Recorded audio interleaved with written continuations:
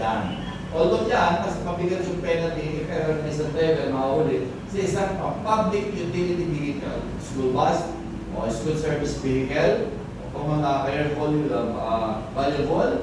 Yun sa mga penalty po niyan is 30,000 yung driver plus 3 months, 3 months suspension.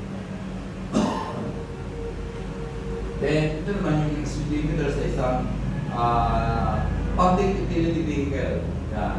Yan lagay sa isang for hire motor vehicle. Yan po yung speed limiter pag control ng speed niya. Minsan sa Luzon kasi nilalagay sa mga taxi at saka sa mga bus. Kumbaga, pagdating na 60, tututulog, nagkakalag siya.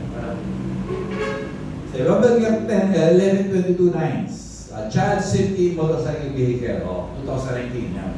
Kabawal dito, sabi nga, a child 12 years old and below must sit in the rear seat of the motor vehicle with standard check system.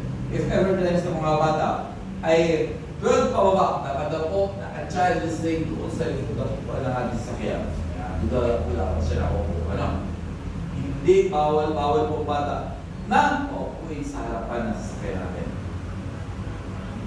The Republic Act 11235, Motorcycle Crime Helmet. Motorcycle Crime Prevention. Isang motorcycle kasi medyo ang motorcycle kasi ginamit sa mga krimen. Mabilis ginamit na kasi yung mga riding in tandem, snatching, ginagamit yung motorcycle lalo sa Luzon, di ba? Ngayon, yan, dinagdagan nila ng mas malaking penalty sa Luzon.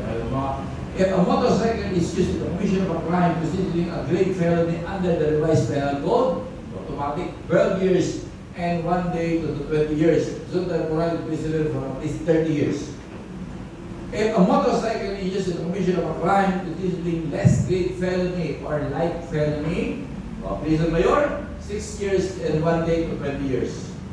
If a safe motorcycle is used in the commission of a crime, maximum penalty of relevant crime or offense, reclusion, temporal imprisonment for at least 30 years. If ever na meron siyang namatay, physical injuries na nasaktan pa rin dahil ginamit mo yung motorcycle.